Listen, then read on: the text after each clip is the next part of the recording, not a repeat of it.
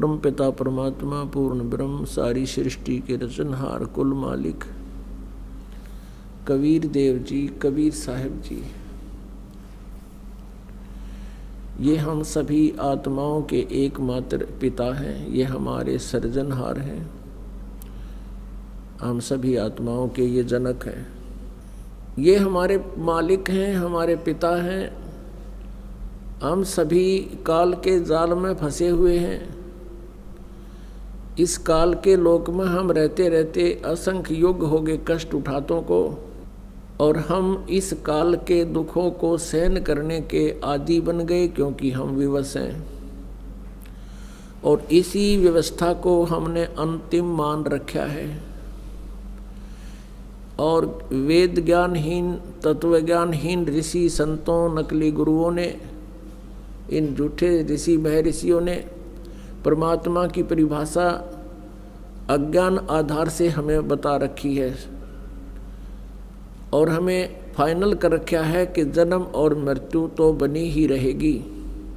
इसलिए हमने ये स्वीकार कर लिया कि जन्म और मृत्यु तो सभी का होता है, क्योंकि गीता अध्याय नंबर 4 श्लोक नंबर 5 में स्वयं गीता ज्ञानदाता, जिसको हम सुप्रीम पावर माना करते थे, वो स्वयं कह रहा कि अर्जुन तेरे और मेरे बहुत जन्म हो चुके हैं, तू नहीं जानता मैं जानता हूँ।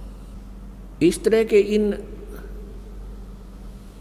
मंत्रों से, श्लोकों से वो अज्ञानी ऋषि महर्षि गुरुजन हमें ये प्रमाणित कर देते थे, हमें संतुष्ट कर देते थे कि परमात्मा भी कह रहे हैं। गीता ज्ञान दाता ये कृष्ण जी को मान रहे थे, और हम पहले अज्ञान आधार से श्री कृष्ण जी को सुप्रीम पावर माना करते थे। और गीता जी में लिखा कि अर्जुन तेरे और मेरे बहुत जन्म हो लिए, तू नहीं जानता।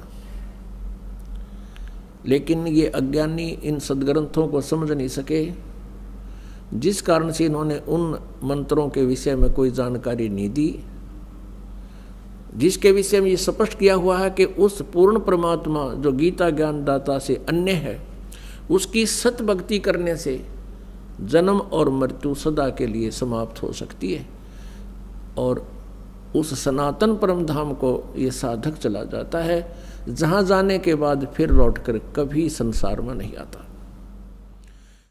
वो अपने ही सदग्रंथों में विद्यमान है। श्रीमद् भगवत गीता अध्याय नंबर 15 के श्लोक नंबर 1 से 4 में स्पष्ट किया है कि तत्वदर्शी संत वो होगा जो उल्टे लटके हुए संसार रूपी वृक्ष के सभी पार्ट्स को बता देगा, उसके सभी विभागों को जानता है, जड़ से लेकर टहनियों तक। वो तत्वदर्शी संत होगा, और उस तत्वदर्शी संत के प्राप्ति के पश्चात परमेश्वर के उस परम पद की खोज करनी चाहिए, जहाँ जाने के बाद साधक फिर लौटकर कभी संसार में नहीं आते। और उसी परमेश्वर ने जो गीता ज्ञान दाता से अन्य है,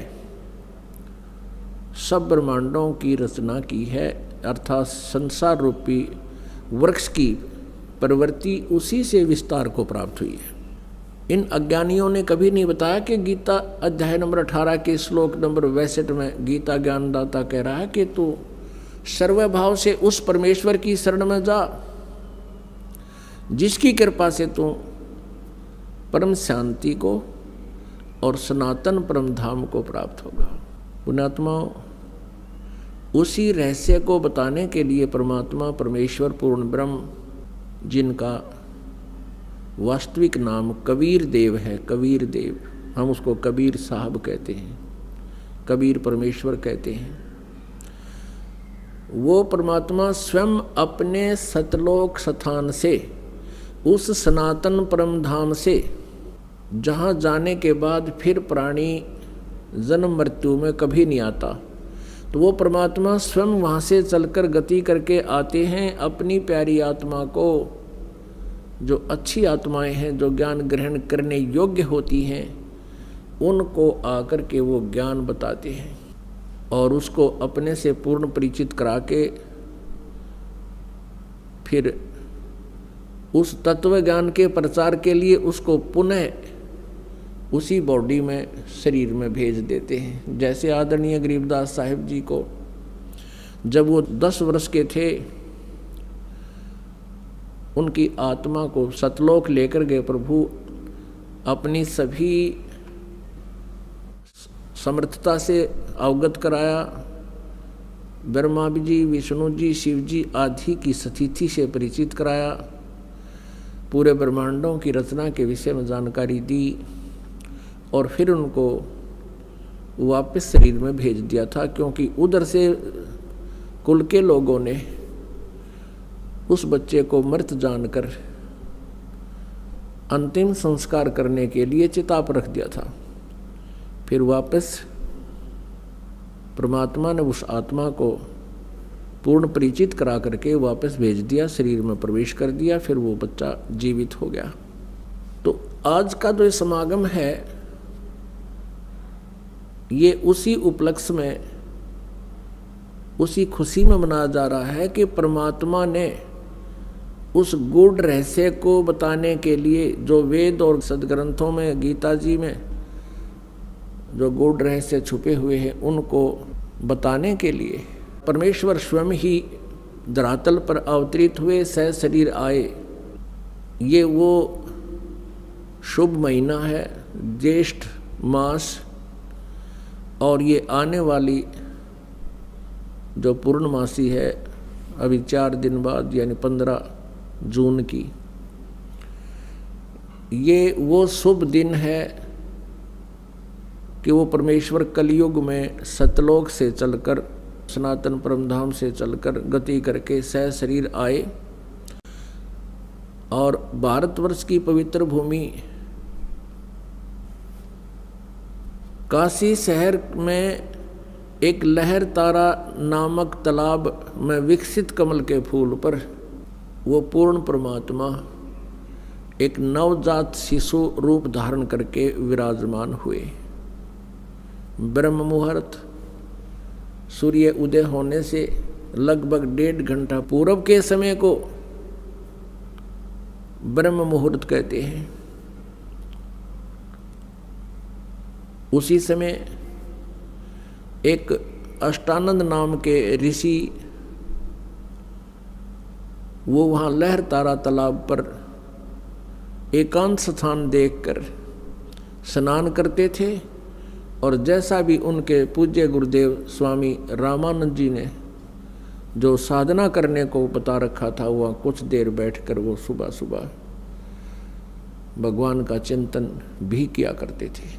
स्वामी अष्टानंद जी अपनी साधना करने की तैयारी में थे, स्नान कर चुके थे, आंखें खुली थी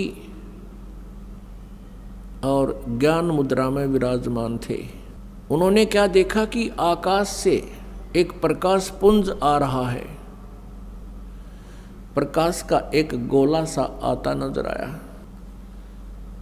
ज्यों ही ऋषि जी ने उसको ध्यान से देखना चाहा, अष्टानंद जी की आंखें चुंधी आ गई। वो उस तेज को, उसकी चरम दृष्टि सहन नहीं कर सकी, आंखें बंद हो गई। आंखें बंद हुई तो क्या देखा, उसमें एक नवजात शिशु का रूप दिखाई दिया।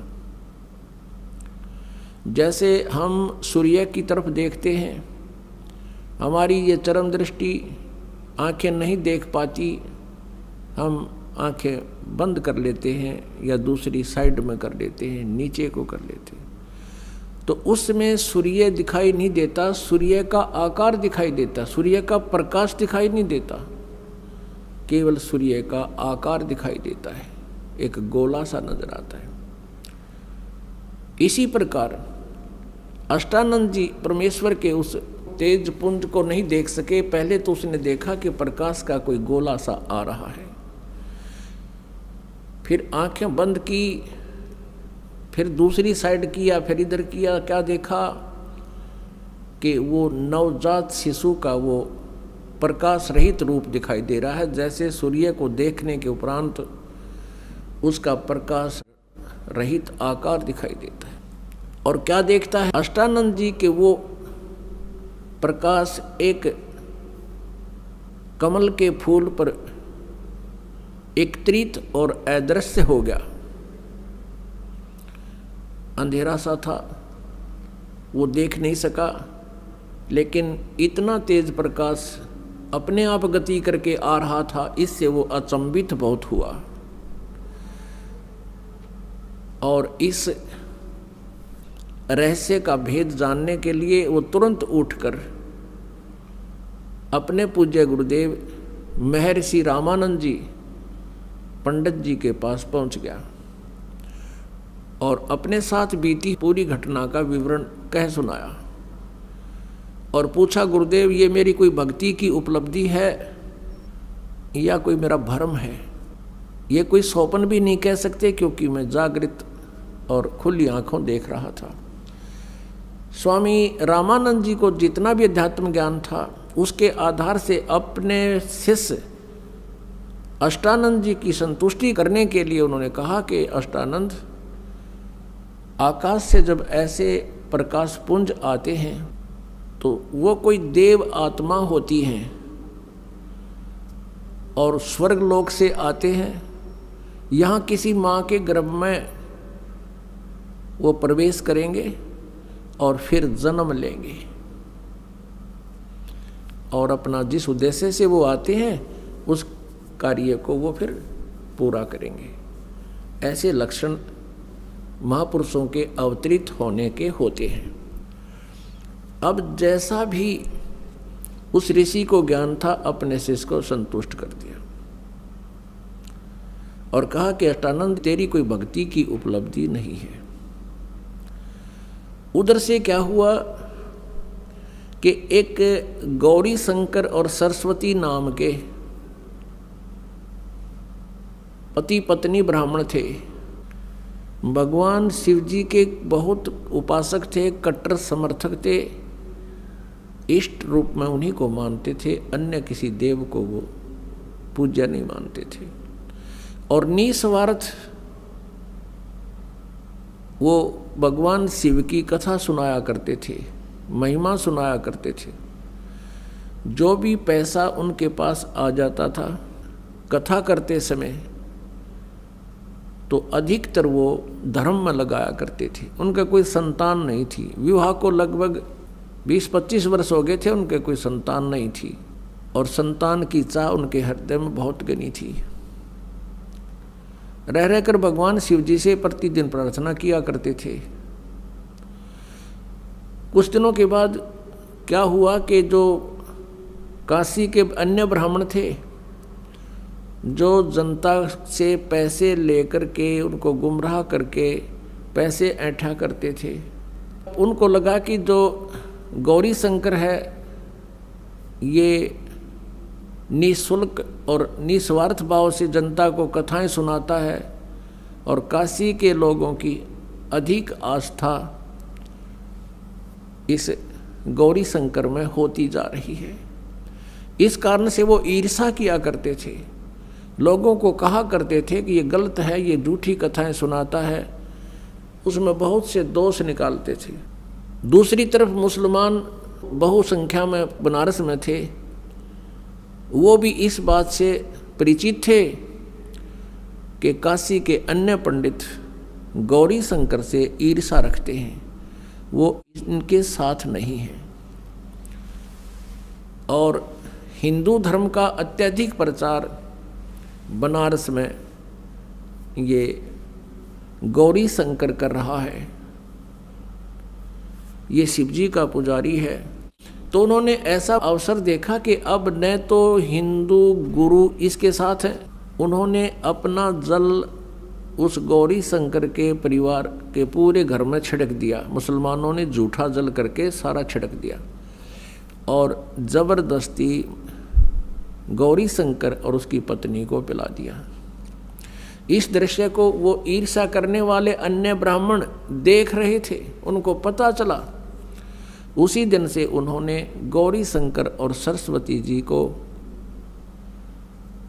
अपनी बरादरी से निकाल दिया और कह दिया कि ये मुसलमान बन गए हैं, इन्होंने झूठा पानी पी लिया है, जबकि उनको बाई फोर्स पिलाया गया था। अब ऐसी स्थिति में गौरी शंकर ने मुसलमान धर्म को स्वीकार कर लिया क्योंकि हिंदुओं ने उनका बहुत विरोध कर दिया, और गंगा में स्नान करना भी बंद करवा दिया कि अब ये मुसलमान हो गया, ब्राह्मण नहीं रहा, हिंदू नहीं रहा। अब गौरी शंकर का नाम बदलकर नीरू रख दिया मुसलमानों ने, और सरस्वती का नाम नियामत रख दिया, उसको नीमा कहने लगे, और नीरू का नाम नूर अली रख दिया, उसको नीरू कहने लगे। लहर तारा नामक तालाब की स्थापना कैसे हुई? वो एक बहुत बड़ा गड्ढा था, लगभग सैकड़ों एकड़ में झील थी, और गंगा का पानी लहरों के द्वारा ओवरटेक होकर, ओवरफ्लो होकर, जैसे पशु घाट बने हुए थे उनसे उछलकर वर्षा के दिनों में जब फुल स्वयं पर गंगा चलाकर बहती थी, तो पानी ओवरफ्लो होकर के लहरों के द्वारा रिस रिस के ऊपर के उछल के एक बहुत बड़े सरोवर का रूप धारण किए हुए था। उसका जल गंगा के तुल्य ही निर्मल था, लंबी चौड़ी झील थी, झील तो नहीं कह सकते, लंबा चौड़ा सरोवर था, वो तालाब था। और अष्टानंद जी भी वहाँ एकांत स्थान पा करके स्नान किया करते थे उसी स्वच्छ जल में।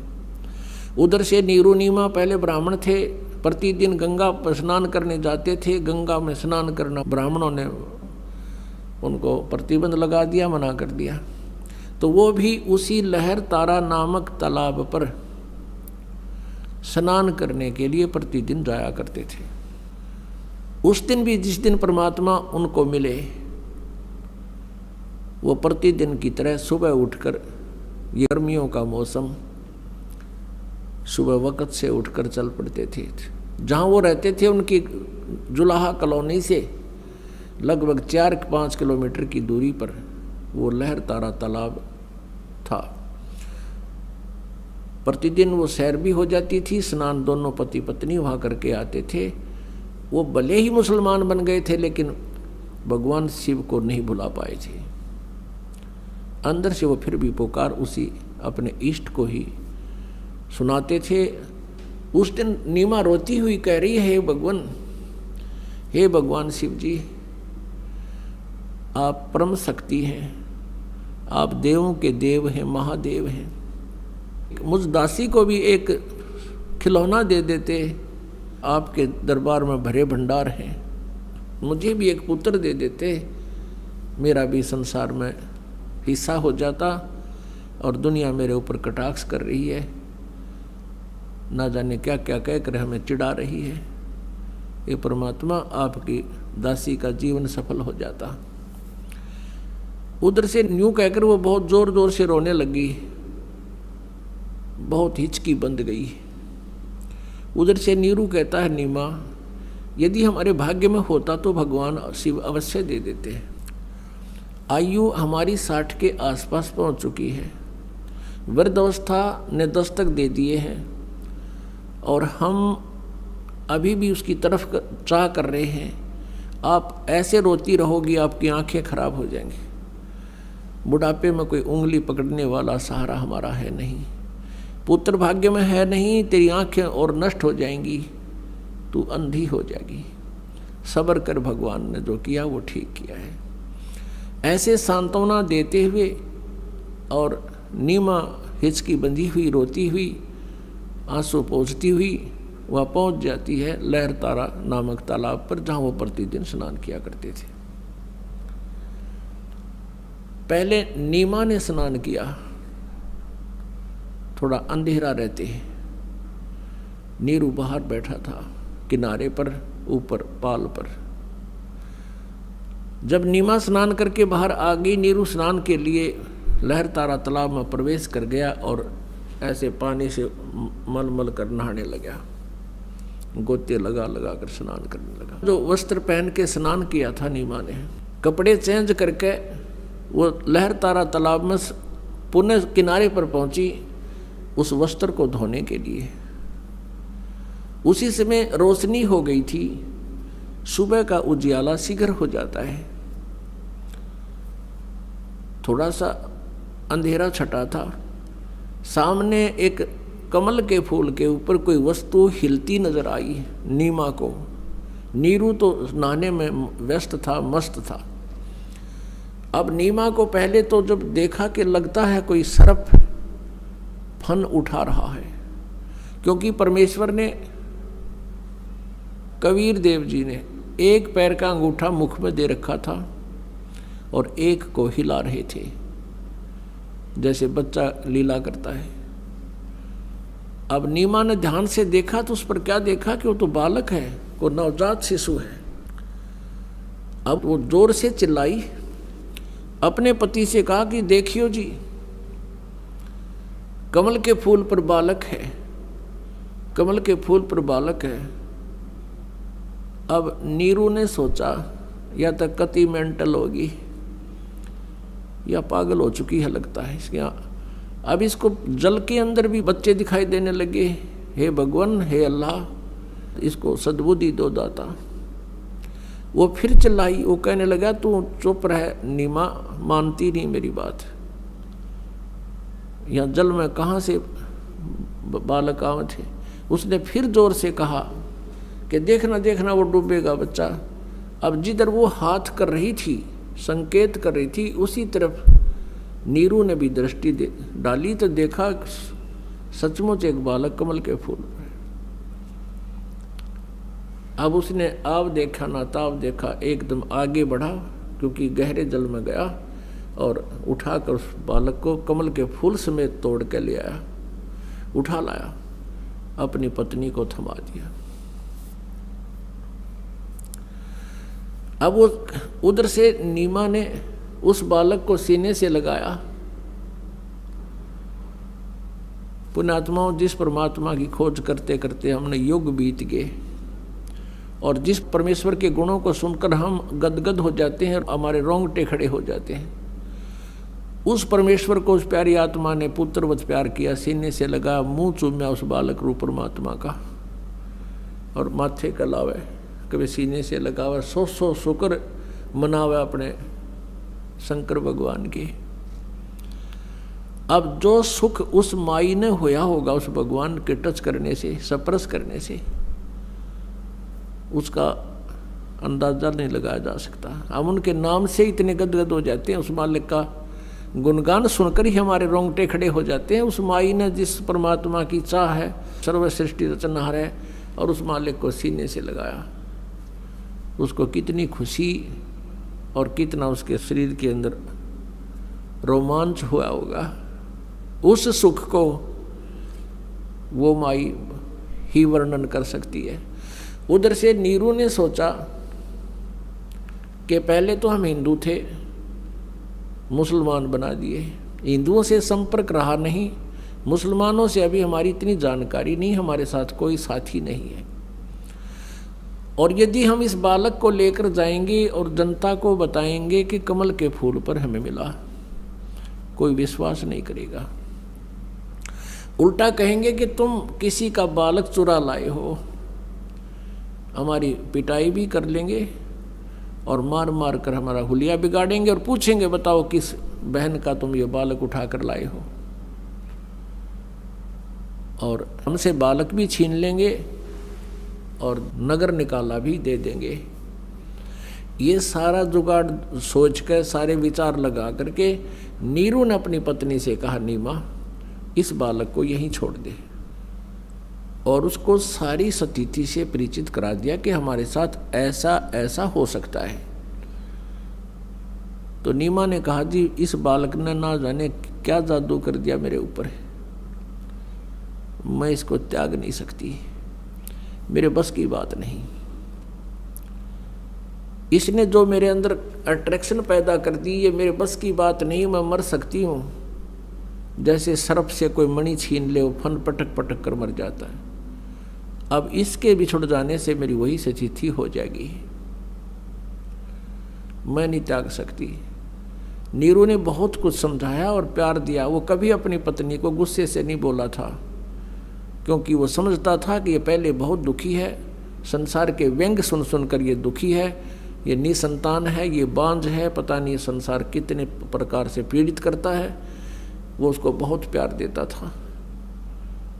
वो एक पति का प्यार भी देता था और एक पिता का भी। तो उसने उस दिन कहा कि नीमा तू बहुत जिद्दी हो गई है, मेरा नाजायज़ फ़ायदा उठा रही है, मैं तेरे को आज तक कभी गुस्से से भी नहीं बोला, तो इतनी जिद्दी हो गई है कि आगा पीछा नहीं देख रही है, और ये पिछला हमारा क्या हाल हो गया है, आगे और ना जाने क्या होगा। नीमा नहीं मानी। तो उस दिन पहली बार अपनी पत्नी की तरफ उसने थप्पड़ मारने के लिए हाथ उठाया, रोते हुए, आंखों में आंसू है। तब नवजात शिशु बोलते हैं परमात्मा कि नीरू, तुम्हारे लिए मैं आया हूँ, मुझे घर ले चलो, तुम्हें कोई कुछ नहीं कहेगा। अब नीरू का हाथ वहीं का वहीं रुक गया और सोचा ये कोई फरिश्ता है, ये कोई सिद्ध पुरुष है, नहीं तो कमल के फूल के ऊपर बच्चा कैसे स्थिर हो सकता है। उसको फिर सारी बात याद आ गई कि ये कोई सिद्ध पुरुष है, सिद्धि वाला हंस है, भले ये बालक रूप में है लेकिन सिद्धि तो उसी तरह काम करती है, वचन से काम करती है। अब नीरू चुप करके आगे आगे चल पड़ा, पीछे पीछे उसकी पत्नी परमात्मा का शुक्र मनाते हुए और उस ओरिजिनल गॉड को साथ लिए हुए चल रही है, गोदी में लेकर चल रही है। उस कंप्लीट गॉड को, पूर्ण परमात्मा को गोदी में लिए हुए जा रही है। अपनात्मा ज्यों ही नगर में पता चला कि नीरू को लहर तारा नामक तालाब पर कमल के फूल पर एक बालक प्राप्त हुआ है, और उस बालक को जो भी देखता था आश्चर्यचकित हो जाता था। इतना सुंदर शरीर, इतना कोमल शरीर, इतना हैंडसम वो बच्चा कभी कोई देखा ना सुना। उसका नूर आम बालक जैसा शरीर नहीं था, इतना नूर था उनके शरीर पर, इतना परमात्मा का सुंदर शरीर था। तो पूरी काशी में जैसे कहते हैं दावानल फैल जाती है, जंगल की आग बढ़ जाती है बहुत तेजी से। अब पूरी काशी नगरी उमड़ कर आन लगी, गीत गाते हुए, जैसे किसी का ब्याह में जाया करती पहले बहनें गीत गाती हुई, ऐसे झुंड के झुंड आ रहे हैं और वहाँ परमात्मा के दर्शन कर रहे हैं। कोई कुछ कह रहा है, कोई कहता ये तो भगवान शिव का स्वरूप है, कोई कहता ये तो विष्णु जी अवतरित हुए हैं, कोई कहता ये तो ब्रह्मा जैसे खूबसूरत हैं, कोई कहे ये देव है, कोई व्यक्ति कह रहा है कि ये तो कोई गण है, ये कोई भूत प्रेत है, बोलता भी है छोटा सा बच्चा। इस तरह की प्लस माइनस बातें सुनकर नीमा बहुत दुखी हो रही थी।